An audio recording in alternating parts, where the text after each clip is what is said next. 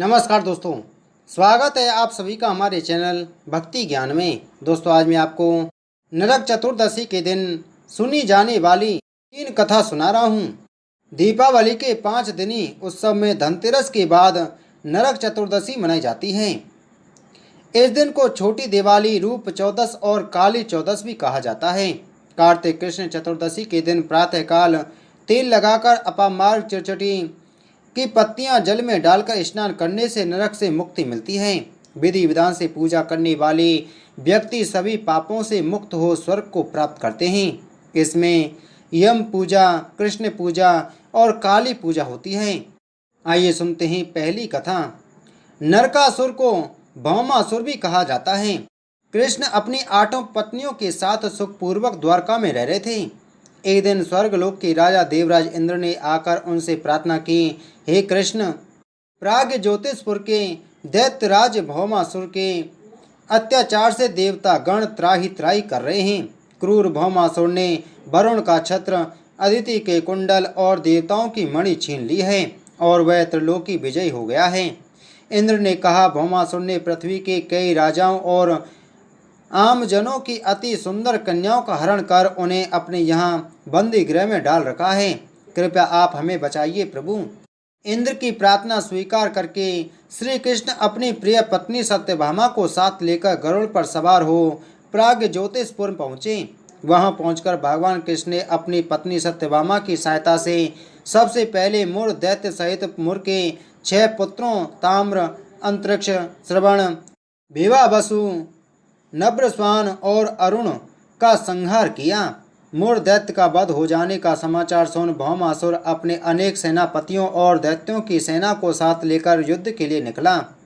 भौमासुर को स्त्री के हाथों मरने का श्राप था, इसलिए भगवान श्री कृष्ण ने अपनी पत्नी सत्यभामा को सारथी बनाया और घोर युद्ध के बाद अंत में कृष्ण ने सत्यभामा की सहायता से उसका वध कर डाला।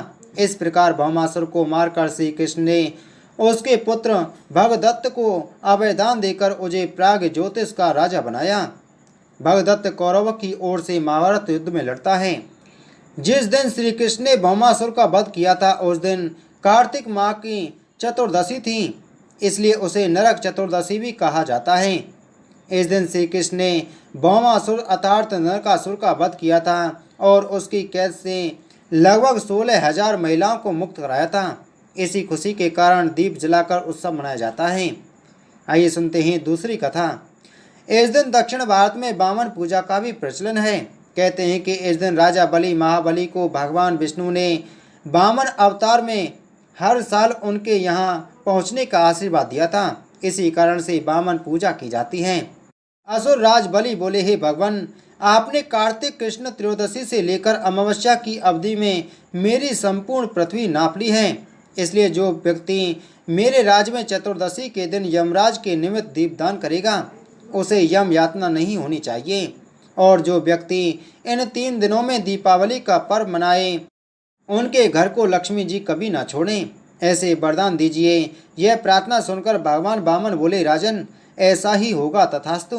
भगवान वामन द्वारा राजा बलि को दिए इस वरदान के बाद से ही नरक चतुर्दशी के दिन यमराज के निमित्त व्रत, पूजन और दीपदान का प्रचलन प्रारंभ हुआ। आइए सुनते हैं तीसरी कथा। एक समय की बात है कि रंती देव नामक एक धर्मात्मा राजा थे। उन्होंने अनजाने में भी कोई पाप नहीं किया था। फिर भी जब मृत्यु का समय आया तो यमदूत उन्हें नरक ले जाने के लिए आ धमके। राजा ने कहा कि आप मुझ पर कृपा करें और बताएं कि मेरे किस अपराध के कारण मुझे नरक जाना पड़ रहा है। यह सुनकर यमदूत ने कहा कि हे राजन, एक बार आपके द्वार से एक ब्राह्मण भूखा लौट गया था।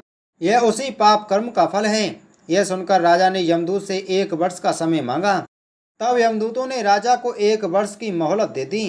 राजा अपनी चिंता लेकर ऋषियों के पास पहुंचे और उन्हें अपनी सारी कहानी सुनाकर उनसे इस पाप से मुक्ति का उपाय पूछा।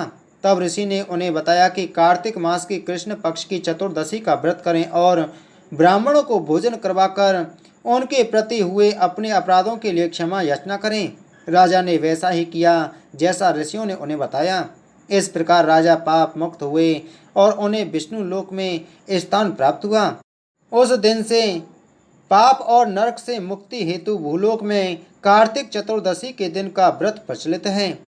तो दोस्तों, अगर आपको यह कथा अच्छी लगी हो तो वीडियो को लाइक करें, वीडियो को ज़्यादा से ज़्यादा शेयर करें। अगर आप हमारे चैनल पर पहली बार आए हैं तो चैनल को सब्सक्राइब कर बगल में घंटी के बटन को जरूर दबाएं। बोलो विष्णु भगवान की जय।